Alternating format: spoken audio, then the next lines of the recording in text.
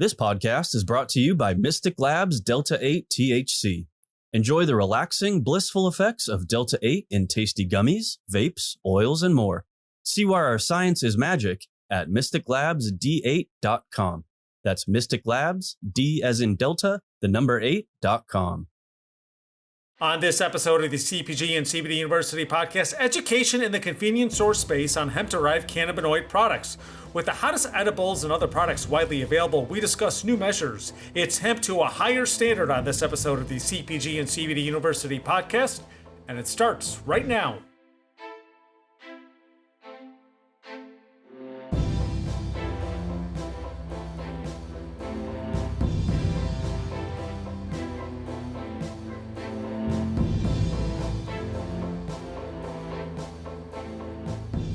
I'm Joe Augustinelli, host of the CPG and CBD University podcast. I welcome you back to our podcast. If you haven't done so yet already, I invite you to subscribe to our podcast by hitting that subscribe button wherever you get your podcasts. And don't forget that you can catch video episodes of our podcast on the Global Widget YouTube channel and the YouTube channels of our brands. The link to that version in the description of this episode.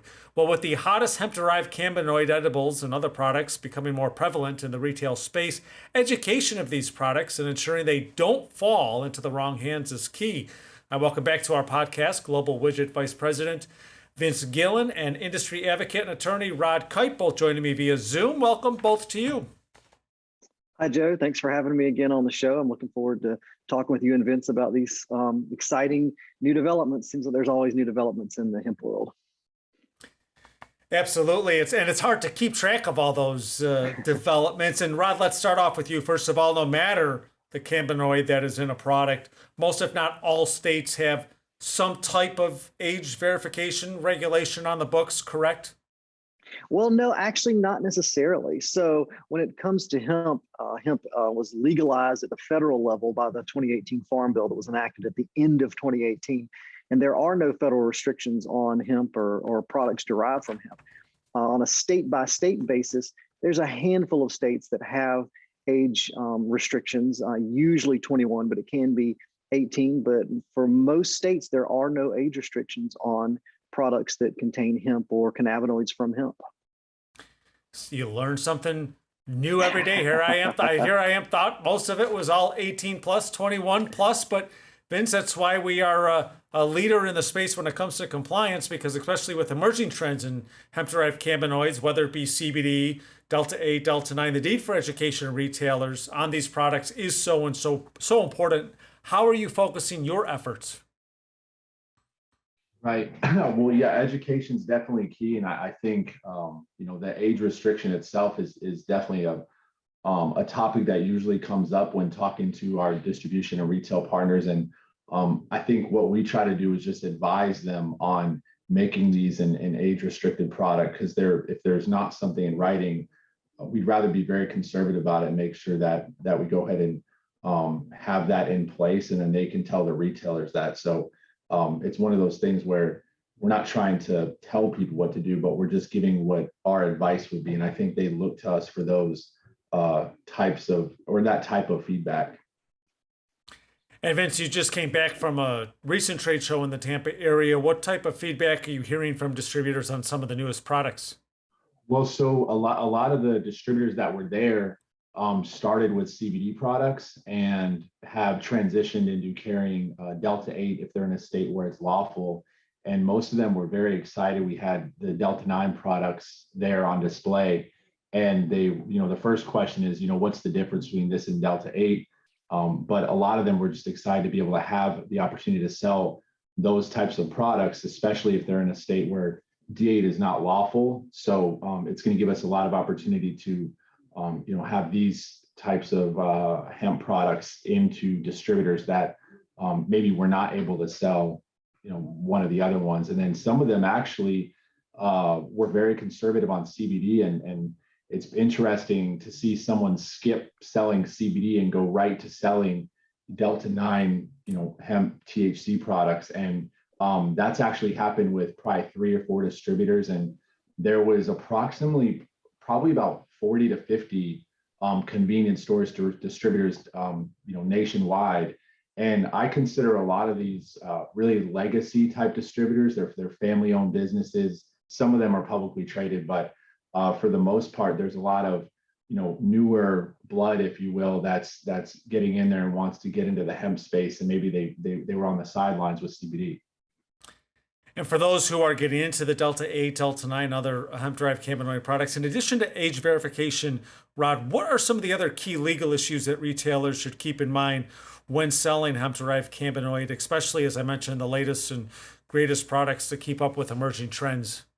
Yeah, sure. Well, before I move on to some different things to consider, I do want to sort of circle back around about age verification. The fact that most state laws and federal law doesn't have age verification or requirements for hemp products doesn't mean that you shouldn't verify age. And as Vince said, he educates and Global Widget talks to its distributors about that and recommends age verification.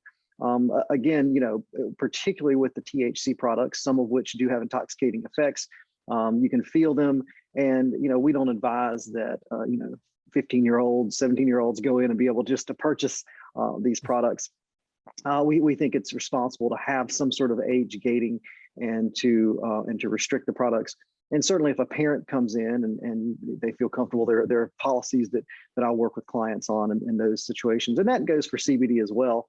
Vince talked about how it's interesting to watch some of the more conservative distributors sort of that didn't want to get into the CBD sales, and now they're moving to Delta 9 or sometimes Delta 8, and I think that's just a positive development in a strange way, in that it shows the evolution of hemp and the acceptance of hemp by society. CBD, when it first came out, was novel and interesting and a little bit scary for folks, and now that's become frankly, just well accepted. It's just another product on the market, and these distributors have seen that there is a demand for these products, and have seen that things go well generally for distributors that do it the right way and make it a point to do things like age verify, to do due diligence on the products that they carry and they sell. So that's my little spiel on age verification and CBD. As far as things that the distributors and even individuals who are consuming these products should bear in mind, that is, I think, a couple of things. First of all, the legal status of these products, particularly the THC products, but even certain types of CBD products, is still varies from state to state. You have some states that are very restrictive, that won't allow most types of hemp products to be sold, including just standard CBD products. You have other states where everything can be sold and there's not much regulation at all. And so, depending on what state you're in, or where you are in the country, that will often depend what products you have access to. And with respect to the products you have access to, on the one hand, states without a whole lot of regulation, that can be good in the sense that you have access usually to a wide array of products, but it also means that you need to do more due diligence on what products are actually out there and available. Are they safe? Are they manufactured using good manufacturing practices? Is there good customer support for, hey, I've got a question about your certificate of analysis, or I've got a concern about this product, or how should I use this product, and so on and so forth.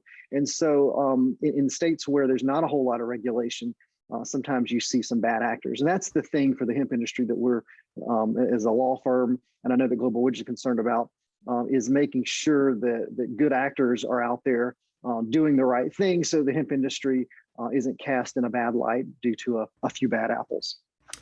Yeah, and Vince, we're arming those distributors and good actors with educational resources that we provide, just a part of our Hemp to a Higher Standard initiative. What does that initiative mean to you and to our distribution partners, both current and prospective? Yeah, so when we first launched with CBD, we had an educational piece that Rod and his team actually helped us with, called CBD 101. And it was a very useful tool for our distributors, their sales reps, and then the retailers, and even the end consumer, to understand what hemp-derived CBD was. And now with Delta 8 and Delta 9, and you have what we'd consider non-intoxicating hemp products like CBD with intoxicating hemp products like D8 and D9, there is a lot of questions out there. So they lean on us for understanding the differences between those. So we have a one pager that just kind of briefly describes that, a lot of graphics, so it makes it easy to understand it, for across all levels. And then we're also trying to have people reach out to us regarding legality, why it's legal, how to talk to it, and making sure people are aware that, there is a difference between a CBD product and a hemp-derived Delta-9 THC product. So it's been going very, very well. And I think overall, the whole thing with transparency and not trying to hide, what these products are has been very good for us. And I think that's one of the reasons we're getting a lot of conservative type distributors that maybe were on the sidelines that are coming out and saying, we need to get on this, but we got to do it with the right brand, the right company, going back to compliance, good manufacturing practices as well. And Rod, we talk about confusion in the retail industry regarding the legality surrounding these products. Is that a result of having no federal regulation or specific guidance out there? And as you mentioned, varying from state to state? Yeah, I think so. I think, you've got the federal law says one thing, a lot of state laws say the opposite thing, or sort of the same thing, but sort of something else. So yeah, there's just a lot of confusion. And I think it does stem from the top, so to speak, when it comes to federal law. But, I kind of piggybacking on what Vince said on this whole issue about the federal legal status and the patchwork of state laws and regulations, I'd like to address something that Vince and I have been talking about lately, and that's the distribution of products, particularly THC products, the Delta-8s and the Delta-9s, by retail stores and specifically convenience stores. Typically, what you hear coming from different organizations and groups out in the world regarding hemp products, particularly ones that could have the potential to have intoxicating effects, like the THC ones we're talking about, is that the response is, well, usually this is bad. Well, then you see the opposite happening with respect to the desire. These products are selling like crazy. People really want these products. They want them because they benefit from them in a number of ways. But from the sort of these products are bad group, you typically have a few different ways that they want to address it. One is to say, well, all of these products should just be restricted. And it's really difficult to restrict them because these products all fit within the legal definition of hemp under the federal farm bill and the laws of almost all states. And so how do you restrict them? And we've seen some efforts by some states, notably Oregon, and most recently, to reduce them and limit the amounts of milligrams of THC, even the lawful THC in hemp, in these types of hemp products. And the problem is that what constitutes an amount that is non-intoxicating? Our metabolisms are different. Additionally, a lot of times what happens is you capture, so to speak, non-intoxicating CBD products. And we're seeing that very thing happen. Oregon just passed a law regarding milligrams of THC in hemp products, and a lot of standard CBD products are now captured within that and are now restricted in some way. So that approach is, we think, not the right approach. Another approach is say, well, all these products should actually just not be sold as hemp. They should just be sold pursuant to that state's marijuana program. Well, first of all, marijuana is still federally illegal. It seems crazy, but it is. Additionally, a lot of states don't have programs, medical, recreational, or otherwise, particularly in the Southeast. And so people just won't have access to these products that otherwise would. And then also with respect to these products, these are hemp products. And by, sort of giving away, so to speak, these products that are hemp and that hemp really sort of pioneered. And so it's really hurting the hemp industry and the players who have done a lot of work to create the hemp industry. We think all those problems are best solved by age gating. Tennessee has a bill right now that, if passed, would allow these products as they're allowed now, but require age verification. And all that is really a long preamble. I ask a lawyer a question and we talk and talk and talk, but a preamble to age verification. And so a lot of times what Vince and I have been talking about is that we hear people say, oh, these products can be bought in a convenience store. That's so awful. Well, is it really awful? Who better in the country has the access to the right software, the training, the protocols to do appropriate age verification than convenience stores? Convenience stores are where people buy In addition to gasoline, they buy in snacks, they buy alcohol, they buy tobacco products, they buy sometimes a lot of novel products like kratom and things like that. And they, all of which require age verification, and convenience stores do it well. It's part of their training programs. They have the equipment to look at and read IDs well. And they know how to comply with not only the federal laws regarding these things, but the individual state laws of where they operate. So this idea that convenience stores sell intoxicating hemp products, I think is a good thing, because when we want to talk about safety and access, I think convenience stores by and large are the ones that have been doing this for years and years with all sorts of type of products.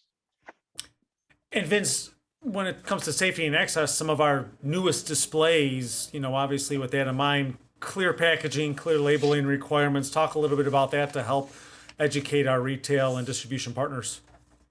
Yes, so the displays are set up to where the end consumer, obviously in say a convenience store, can actually understand what it is. There's a lot of QR codes on the display itself, but it's also labeled what the brand is, and then the display itself is loaded from the back so that the employees have access to it, and that way there's not people grabbing the product from the front. And a lot of our distributors and then also the retailers like that. And then in addition to a counter display, some of them are putting in floor displays that, whether locked during hours or not, also houses these hemp products and other age restricted products as well. So, and to Rod's point, I think we're at a really neat place with our distribution network being so heavy focused on convenience, to where these types of distributors and retailers can really capitalize on this next wave of hemp-derived product business that could be way bigger than CBD. And we're going to push heavy for that and try to do our best to educate and advocate for these products to be sold in convenience. And Rod, anything, we just talked about some recent legislation, but anything really pending right now that folks should keep an eye out that may change some things in the space? Or are we still kind of waiting to see what the FDA does? Well, we have a new head of the FDA that could signal a positive path forward. It's too early to tell. We also have a hemp bill. It's a standalone bill that has some positives and negatives. Maybe that'd be something we could talk about in a future podcast. Mm-hmm. It's a new bill. My thought is that it's not likely to pass as a standalone, but some of its provisions may get incorporated into the next farm bill, which we'll probably see in a year or two. And then, of course, the states just continue to evolve, and so lots of little changes and proposed changes at the state level. So really, I think that it's status quo, in that I think it was Heraclitus that said the only constant is change, and that's certainly true for the hemp industry. Well, Vince and Rod, thank you for joining me on this episode. Lots of great information as always, and always appreciate the insight, as also I know our distribution retail partners do.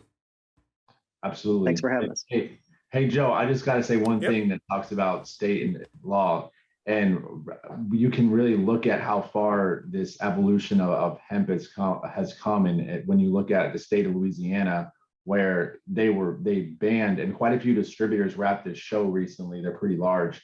They've never been able to sell CBD gummies, and now they can sell. And what is it specifically, Rod? I think it's up to 1% THC. Yeah, I think that sounds right. Yeah. Yeah, Louisiana's come a long way. I remember when we first were because it's one of the registration states, right? Where we were trying to push through the original registrations when the program first came out, and it was bumps and hurdles and obstacles. And now, right, Louisiana is turning into a good hemp state. Yeah, so that right there is from 0 to 100 real quick, which is good. Exactly. It's positive. It's very positive. I agree. And I mentioned Tennessee. I like Tennessee's approach, if this bill gets passed, to say, hey, we're not going to restrict products other than by making them restricting them with respect to age, which I think most people agree should occur, at least with intoxicating hemp products, but allows the industry to flourish and for people to have access. Absolutely. Certainly lots more to discuss on this topic moving forward, and would be happy to have both of you guys back on another future episode. And Rod, maybe in studio, you can come visit us. I'd love to. Things are opening up again. So yeah. So, Alrighty, Rod Kight, Vince Gillen, my guests on this episode of the CPG and CBD University podcast. And for more details on our compliance and safety initiatives in the industry, you can always visit gwgummies.com and globalwidget.com. You can also catch up on past episodes of our podcast on the Global Widget YouTube channel and hit that subscribe button wherever you get your podcast to receive notifications of new episodes. I'm Joe Augustinelli, host of the CPG and CBD University podcast. Thanks for tuning in. These statements have not been evaluated by the Food and Drug Administration. CBD products are not intended to treat, cure, or prevent any disease or condition. Always consult your personal physician about CBD and using CBD products. CBD should never be used by anyone under the age of 18. This podcast is not intended to provide legal advice regarding the legal status of CBD and CBD products.